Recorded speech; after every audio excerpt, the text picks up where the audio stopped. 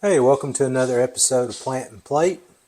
It is August, and we're getting closer to the end of August, which means college football, which means tradition and rivalries.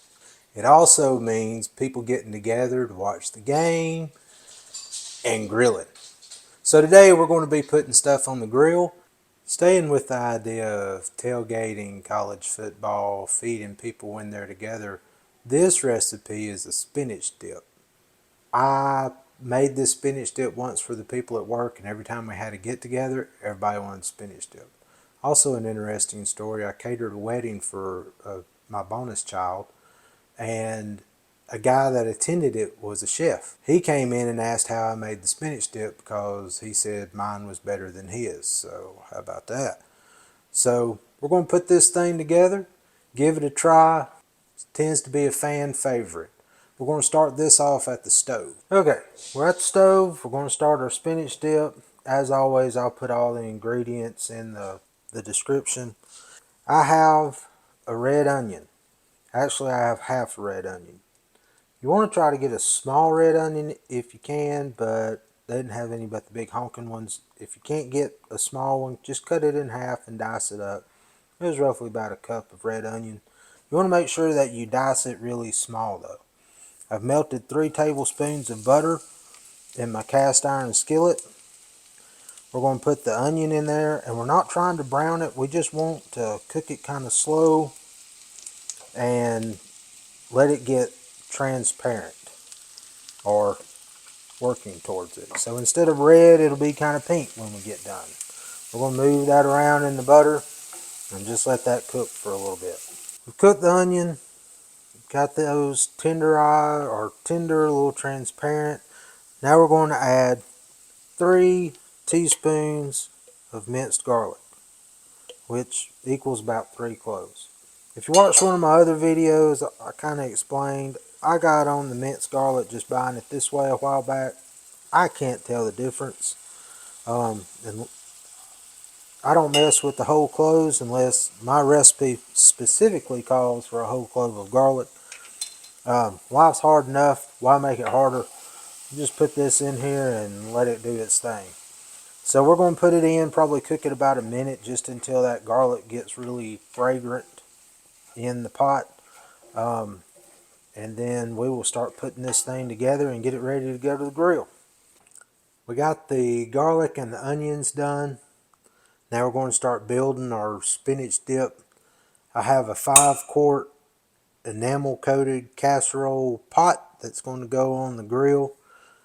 This is 2 blocks of cream cheese. I've had it sitting out so it kind of softens a little bit.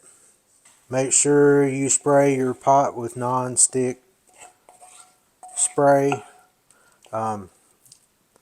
This recipe will burn if you're not careful with it. By the way, if you don't have a grill, don't want to use a grill, you don't need to use it, you don't have to.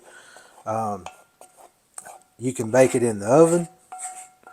You can put it in a crock pot. I do that a lot of times, especially if I'm not taking it to work or something. It's pretty versatile. But we're doing tailgating, so it's going on the grill today. This is our spinach and artichoke.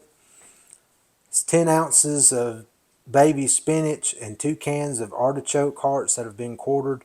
I put mine in the food processor and chopped it up. If you do that, it's a great way to do it. Just make sure that you just pulse the food processor because we want it to still be chunky. We don't want to turn it into mush. We're not making spinach soup. So just break it up a little bit. And to me, fresh spinach is better. I have tried to use frozen spinach in the dish and it just doesn't turn out the same. I know you can get it chopped and all that good stuff, but something about the fresh spinach, it just has a different flavor. Then we're going to put in 1 tablespoon of lemon juice.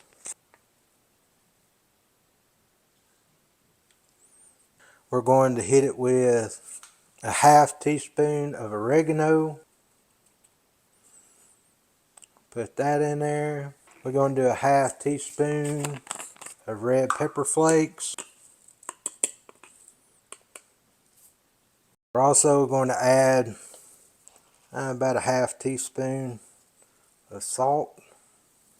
By the way, this is coarse ground kosher salt. So if it looks like I'm a little heavy-handed, kosher salt's not as salty as the iodized salt that you buy. You have to add just a little more to it. So half teaspoon roughly. And we're going to put some crushed black pepper in there. This is a half cup of shredded Parmesan cheese and a half cup of mozzarella cheese. We're going to dump that all on top. It's going to give it that gooiness when you scoop it out with your chips. Going to mix this up, take it to the grill. I'll be right back. Okay, back at the grill. We've got the spinach dip all mixed up. We're going to put a lid on it because we don't want it to dry out. Going to set it on the grill, 350, and just let it cook. We're really not cooking anything. We just want it to get hot and bubbly so that all the cheese melts and breaks up. We're going to come check this thing in about 15 minutes. Okay, so we're at the grill. I've had my spinach dip on the grill. We've given it about 15 minutes. It's still not quite there. You can still see like the cream cheese is soft, but it's not all mixed up. So I'm going to give it a good stir, and we're going to leave it on here for, I don't know, we'll probably check it again in about 10 minutes, see if we can get this thing started bubbling. Time to check on our spinach dip one more time. We ought to be good to go now. Let's see what we're working with.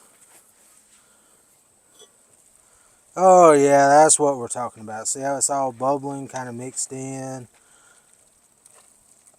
That's what we're going for.